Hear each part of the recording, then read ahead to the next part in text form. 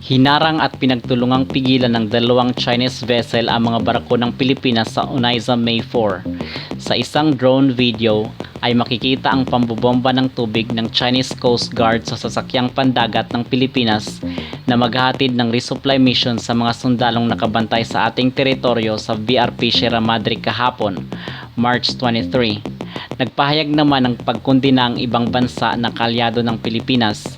Ayon kay Matthew Miller, ang spokesperson ng US State Department, ang mga peligrosong aksyon ng China ay nakapipinsala sa rehiyon at pagsasawalang bahala sa international law.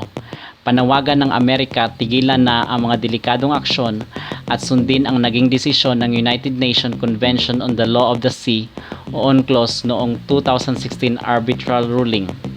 Tiniyak naman ni US Ambassador to the Philippines Mary Kay Carlson ang suporta ng Estados Unidos sa Pilipinas hinggil sa paulit-ulit na hakbang ng China sa mga pinag-aagawang teritoryo sa West Philippine Sea. Ikinababahala din ng Japan ang delikadong aksyon ng China na paulit-ulit na nangyayari.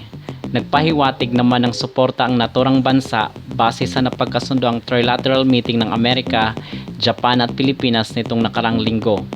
Dahil sa pinakabagong insidente ng panghaharas ng China sa ating Coast Guard, ay napagdesisyonan ng National Security Council on the Law of the Sea na makipagpulong kay Executive Secretary Lucas Bersamin at sa National Security Cluster na gumawa ng rekomendasyon kay Pangulong Bongbong Marcos kung ano ang susunod na gagawin ng Pilipinas hinggil sa pagwalang bahala ng China sa batas ng international law. Muli namang pinanindigan ng China ang kanilang naging aksyon. Ayon sa kanilang Foreign Ministry spokesperson, hindi daw nagpaalam ang Pilipinas sa kanilang gobyerno para sa gagawing resupply mission. Inakusahan pa ng China na nagdala daw ang Pilipinas sa mga construction materials para sa pag-repair ng BRP Sierra Madre na ilegal na sumadsad sa kanilang teritoryo. Ito si Kapolitika, nagbabalita.